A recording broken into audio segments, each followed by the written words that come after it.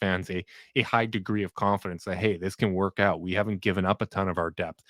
Despite swapping Lowry from Mitchell, we still have brought back Ricky Rubio. We brought in Howell Neto. We have Robin Lopez, so we actually have a legitimate backup center that works here. And you've got these other guys that stepped up, like Dean Wade and Lamar Stevens, and had to start games last year, and the team didn't fall apart as a result of that. So I think that there is still a good amount of depth on this team, and that's encouraging.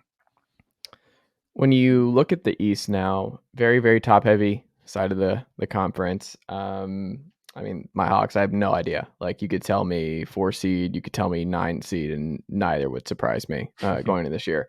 But now the Cavs, I don't know. Like, where are you feeling like is, because the pressure is now on, right? Like Kobe Altman, the pressure is now on. You brought in the picks are gone.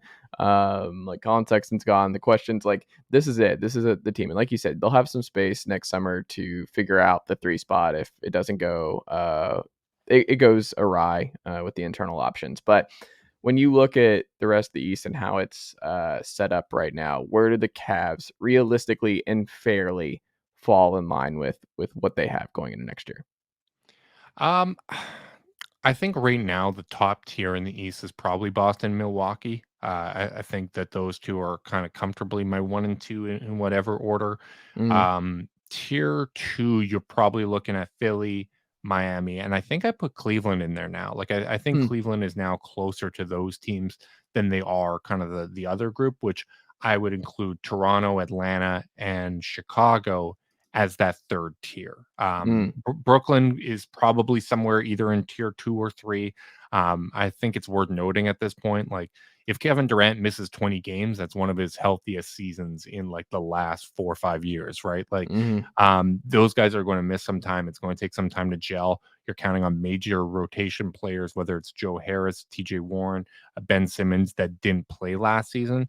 So that is going to take some adjustment time. So I don't have as much confidence in them surging up the standings in the regular season. Although Mm. I think they're going to be a dangerous team in the playoffs if they stay together. So right now, I'd probably have the Cavs in that kind of tier 2, and I think for them, they really need to prioritize the regular season because they don't have the playoff experience of these other teams. And Miami, Milwaukee, even Philadelphia to some extent, they're going to be playing the long game because Miami knows if we rest and we kind of prioritize getting guys healthy for the start of the playoffs, doesn't matter if we don't have home court because we probably have the best coach in basketball and we can steal home court in game 1 of a playoff series and then we'll be fine, right? So from a Cavs standpoint, they really need to prioritize the regular season, not drop those games, and hopefully draw a more favorable first round matchup against a team like Toronto, Atlanta, or Chicago, which, I mean, that's still a really, really tough series because those are all really good teams. Like, good teams are going to miss the playoffs because the league is just so deep right now. Trey and DeJounte versus Darius and Donovan in a first round series after what we saw this past year, I think would be I would love that. I'd must love see that. television. I don't think it would go well. Get pretty chippy. I think there'd be a lot of back and forth, but There was um, already some bad blood like 2 years ago between yeah. these teams. Like, they don't like playing each other, and I really like Atlanta's Mm, core, and I'm a big DeJounte Murray fan. I think the fit of Trey and DeJounte is not as natural, but I mm, think it can work out, and it's just gonna be how much of a learning curve is there for Trey to occasionally play off ball. But I think DeJounte, I know people bring up the shooting, but he's so smart as a cutter and an off ball player that I think that's just going to work. I think, like Cleveland with Garland and Mitchell, Trey and DeJounte are going to stagger, so one of them's on the court at all times. That's going to be a really, really great series. And honestly, if I'm rooting for one, I'm hoping for that series.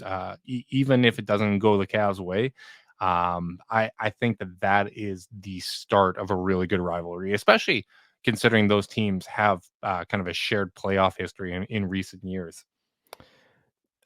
the thing about the staggering stuff, we all say that, like, that's something that all of us, I mean, the Atlanta sports guys here on the show, like, we're gonna document game 1 because Nate McMillan is not known for staggering and he loves his all bench lineups. And I don't know. I don't know if Nate's the guy to maximize DeJounte and Trey in this group, but we'll see. We shall see. And I also just think it's going to go one of two ways, right? Like in Atlanta, where either this goes really well and they are two all NBA guards who mesh perfectly. Trey's happy, giving up some of his usage. He respects him and he realizes, hey, we're a top 4 seed in the East. He brought us back to where I want to stay. That's great.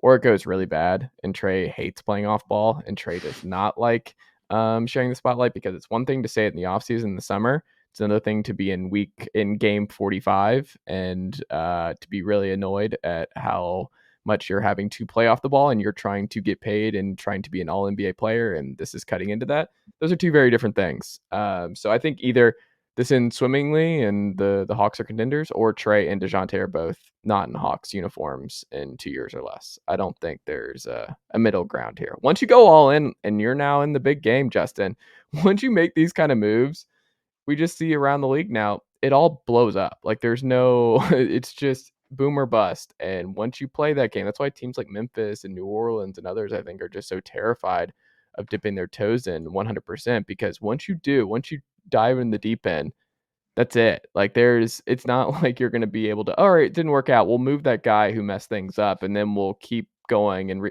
no, everything's over at that point. You have to start from scratch and it's tough.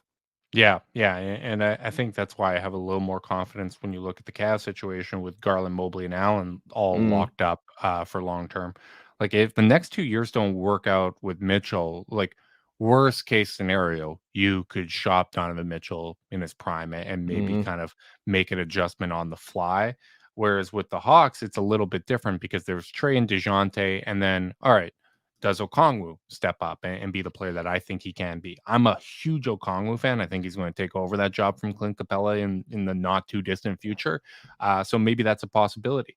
Does Hunter stay healthy? I think Hunter's a hell of a player, but those are more of an unknown versus the Cavs situation where mm, we're going from who's going to be that fourth player to all of a sudden our fourth best player going into next year is going to be one of Evan Mobley or Jared Allen. That's a mm. really good position to be in, and there's a little bit more term on that Mitchell contract versus DeJounte, who's an unrestricted free agent in 2 years. So I get it from Atlanta's perspective, and I think that they've done a lot of really smart moves. I think that they're in a position, if they need to still kind of make some adjustments. Like I think you could probably move Clint Capella for some value if kind of that internal growth comes along.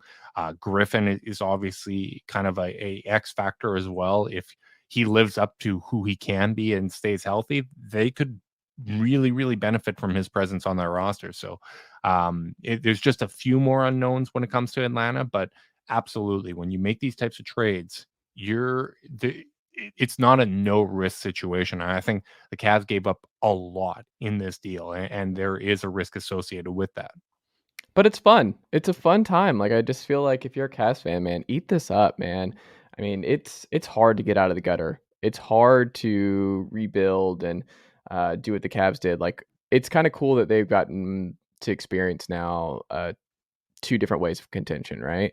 Yeah. Where you build from within, you do things the right way, you hire the right coach, you take your time, you bring in the right vets and like Ricky Rubio and company.